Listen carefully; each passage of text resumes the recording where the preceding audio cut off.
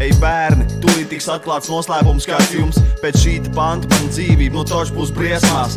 Man iespējams, ka nolādēs un degt man elas liesmās, jo stāstīšu, kā izskatās, kad lieto pilnu fonogrammu dziesmās. Jo to jau grūti pamanīt, jo to jau lieto tikai 80% šeit pār rock, šlāger, dance, pop un daži top hip-hop superstāri. Nu tie man šāda atklātība nepiedos. Es zinu, šie palātam saziedos, tad ar pasūtītiem rakstiem dažos žurnālos es būšu bums un novākts. Jā, tādas lietas draud, bet tāpēc nejūtos es nomākts. Tātad pilnu fonogrammu, koncerti ieraksts tiek ar visām balsīm, kompaktdiskā, minidiskā iecepts.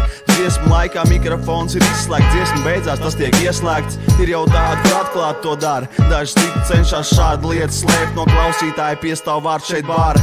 Lai vai kā ir mazliet stūbi, tas, ka lielai daļai klausītāji šitas viss ir ļoti pierasts. Skaties koncertu uz skatuves, kāds tukšā plāta mūt, viņa vietā jums skan ieraksts. Oponē man publikā, tad kāda kate. Tāda starpība, ko viņi dzied, no pāris skrūvēm man ir galvā vat. Es esmu tādā pālī, ka neredz pat viņa sejas. Lai ir tas ieraksts, man jau galvenais ir dējas. Tad vēl kāds slavens Guntars Erpa visu Latvijas rādio ar pārliecību balsī skaidro. Pilnu fonogrammu uzstāšanos tikai daļo. Nu maniem pušiem vēl nav attīstījies balsī spēks. Ruslan varat jau, un tāpēc plātīt muti ierakstā nav nekāds grēks. Valmeistar kādu vārdu, uz jaunu eiru mūzikā tiek šitā vērta vārti. No kartona tiks griezt ārā mūziķi un mākslinieki. 10 konči vienā dienā tas būs niek. 10 vietās vienlaicīgi jāieslēdz tik ieraksts savlaicīgi. Lai veicās jums tad biznesā, savus varoņus jau tauta pati iznēsā.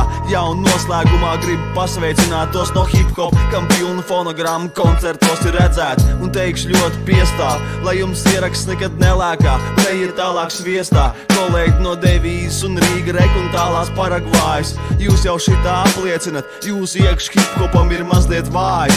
Bet nekas uz dejošanu, jums ir ļoti veikls kājas. Kā var dziesma palīdzēt, vai dziesma vēl var izārstēt? Kā dziesma jāārstē no nezināmām slimībām? Ja kāds jau to ir samaitājis, otrs jau to nošpikojas, trešais savām muļķu vajadzībām ir to izmantojis. Lai kļūtu populārāks, daudz uzmanību piesaistot, viņš ir ar mieru runāt skaistu, runāt to, kas daudziem liksies pieņemams. Tātad bezjēdzīgs nekāds, un šajā sistēmā tas ir kā bezgalīgais stāsts. Esiet sveicināti visi tirdzniecībai radītie, visi komerciālo spēku pārņemtie. Kā iet, kas jauns, kas notiek jūsu pasaulē, kas tagad ir modē, kāds lomas tagad ir jāspēlē.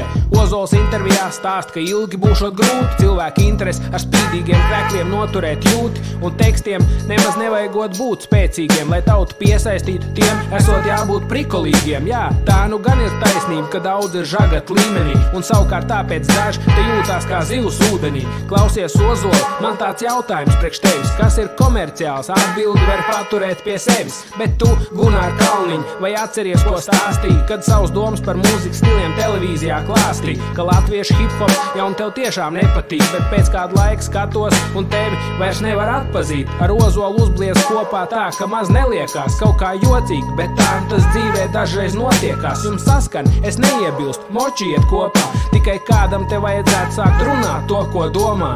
Kā var dziesma palīdzēt, vai dziesma vēl var izārstēt? Kā dziesma jāārstē no nezināmām slimībām? Ja kāds jau to ir samaitājis, otrs jau to nošpikojas, trešais savām muļķu vajadzībām ir to izmantojis. Lai kļūtu populārāks, daudz uzmanību piesaistot, viņš ir ar mieru runāt skaistu, runāt to, kas daudziem liksies pieņemams. Tātad bezjēdzīgs nekāds, un šajā sistēmā tas ir kā bezgalīgais stāsts. Kāds pie sienas, kāds zelta tirāžā pārdot sīts, office gaisotni rīts, parket grīd, laistās un spīd. Fonā skan kāds radiohīts, pie durvīm sēž džekiņš sīks, tā ritmā viņš pie sevis dungo savus bīts. Un tīri zin kāds dzīts, viņa draugs no jurista pirmā kursa atnāca tam līdz. Abiem rokas trīts, pirmā tikšanās ar izdevēju. Nu ir par ko svīst, ir par ko mīst, dabistiski. Tā paiet vēl kāds brīdis, beidzot abas iesauc iekšā. Tur viņiem stādās priekšā divi smalki ģērbti, viens sāk ārstēt valodā tiešā. Tā tad es esmu direktors, un lūk viņš ir mans vietnieks. Jūs jau runājāt ar viņu, nu tas, kurš zvanīja jums iepriekš. Esam Parazīti rekords un visam pieejam ļoti radoši. bet tas ir biznes, tāpēc es pēc topiem vados. Nu redz, mēs dārzā dzērām teju, ķerām vēju tetā. Viņš stāsta man par jūsu dziesmu, kur esot internetā. Ļoti pieprasīt, baigā topā, es saku opā. Tā meklē viņus rokā, varbūt sabīdīsim kaut ko kopā. Viņš sot klausījies, stāvējis un gandrīz apsēdies, jo dziesmu tiešām esot grāvējis. Malač puikas, pats gan neesmu dzirdējis, bet to stilu zin tāpat. Tas hip-hips, hippie-hopijs. Nu ja kā tad, tagad daudziem patīk. Ar tiem pirkstiem viss tā štēles, pat mana meita platās piksēs saģērbus savas lēles. Radio rotācijas sūrs, intervijas tūrs, izvelkam no jebkuras šļūras, lai tik topā turas šur un tur. Viss būs pa pirmo, pats pa sevi klipi šiki, jums tik jāparakstās šeit, un viss būs tipi čiki. Mums nav barjeru, ja jūs interesē karjera, tāpat kā visiem. Šad un tad jums būs jāiet uz kompromisiem. No savas puses garantēja nenormāli reklamēt. Jums tik atliek sīkums ražot muzonas un deklamēt. Plus vēl, protams, honorāri, turklāt bieži un nemaz. Šitā frāze iedarbojas uz katru šādu mazo nazi. Tagad naži strādā masīvi, jo publika ir prasīga, un ik pa laikam kāds pienāk šito prasīt.